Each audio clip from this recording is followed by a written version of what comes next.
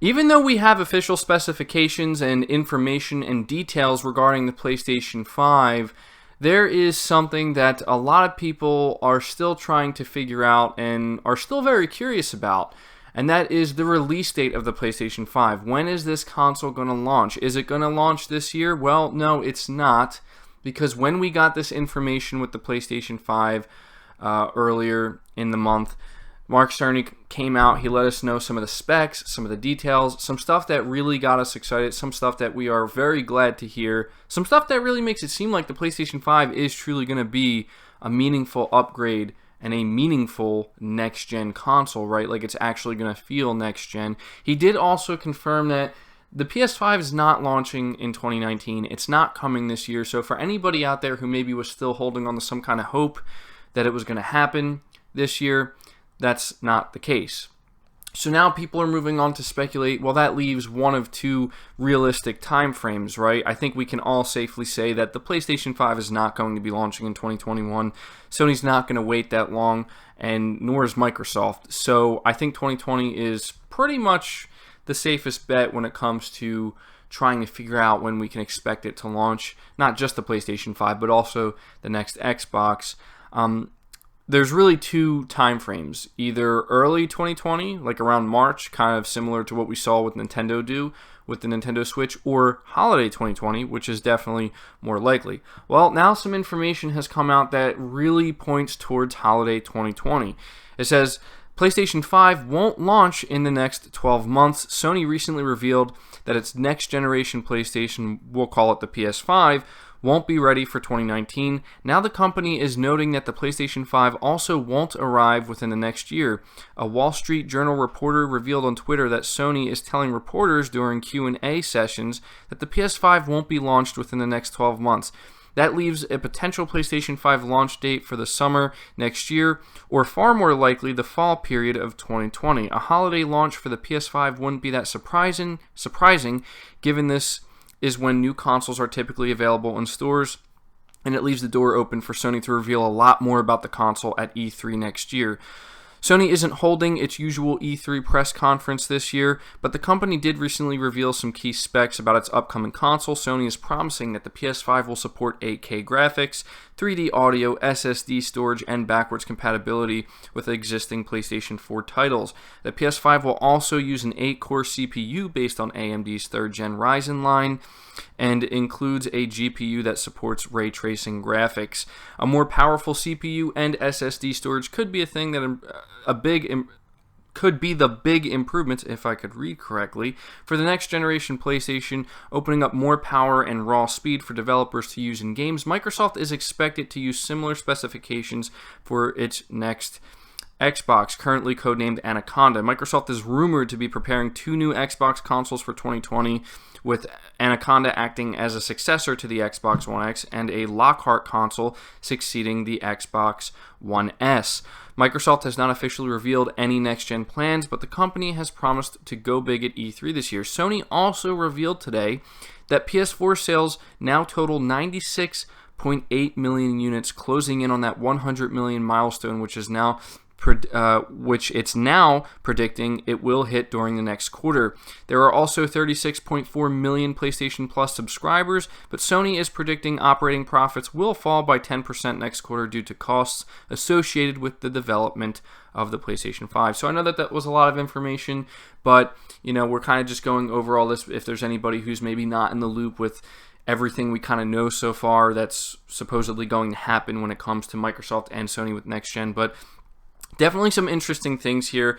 I think it's safe to say that the PlayStation 5 is going to be holiday 2020. They're coming out here, they're letting investors know, look, we're not going to be launching it within the next 12 months, and they're certainly not going to launch a new console in the summer of 2020. That would make absolutely no sense.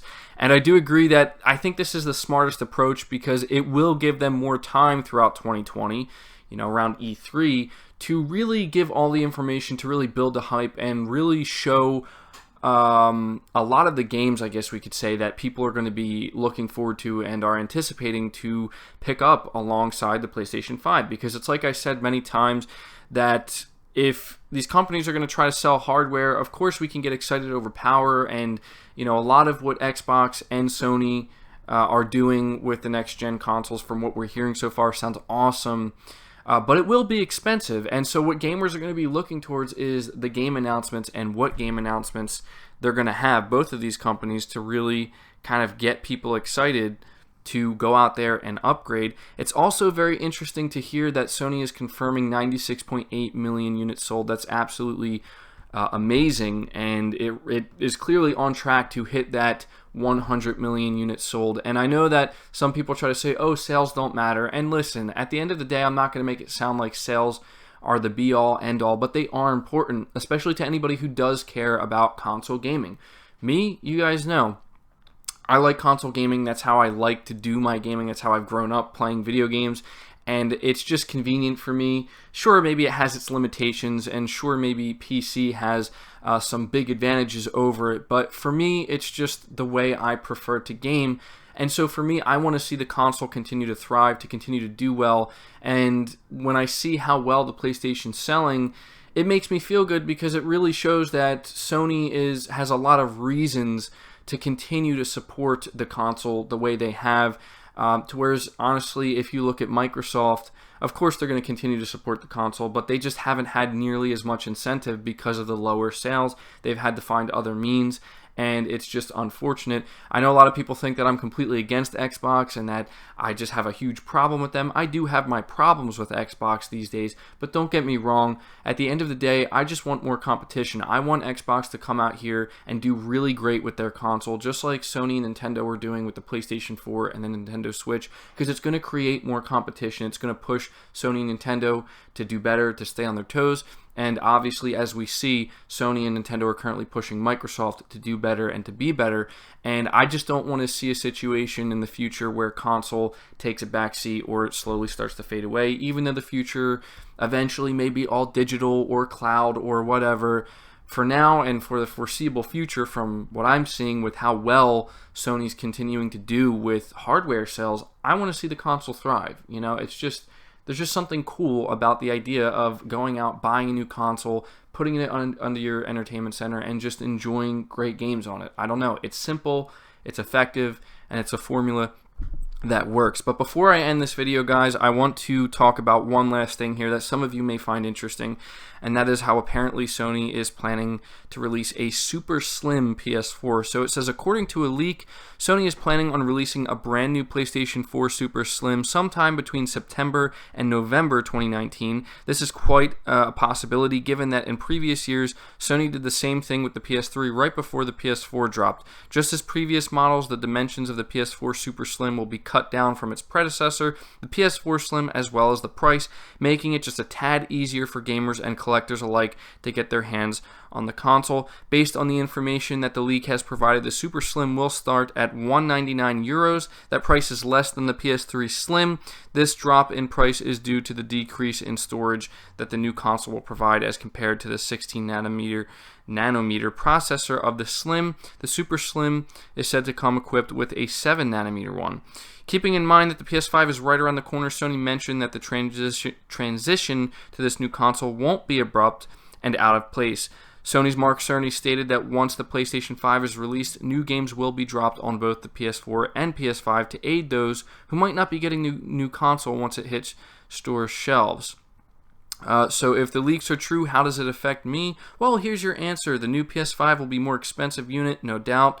So by the consumer picking up the Super Slim in the fall, it allows the gamer to not feel so left out when all the next-gen games start flooding the shelves. They can get a head start on their saving and still be able to play some of the first few games that come out for the PS5. So yeah, I think this article did a good job of explaining why, so I don't really have to go in depth here, why this is a smart move by Sony. The cheaper they can get their console, the more people are going to be willing to buy it. People who want to get access to some of these games, like they said here, that will be releasing on both the PS4 and the PS5. No doubt, a lot of people are going to want to gain access to these games. A lot of people still haven't upgraded to the next-gen consoles, and a lot of people are not going to be ready to upgrade to the PlayStation 5 and the next Xbox. So this is just a smart move, I think.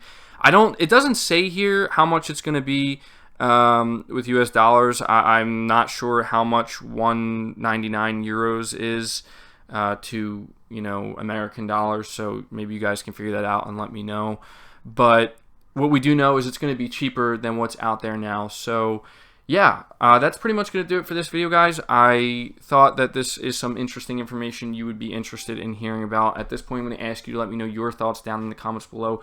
What do you think about Sony's PS4 sales numbers closing in on that 100 million mark? What do you think about the PS5 and how it's definitely not going to be releasing in the next 12 months? And what do you think about this PS4 Super Slim model that is supposedly going to be coming out at the end of the year? I will be interested to see what you guys have to say. Be sure to leave the video a like if you enjoyed it. I appreciate all the support you guys have been showing lately. Subscribe to the channel if you're new. Hit the bell notification icon and feel free to share this video out.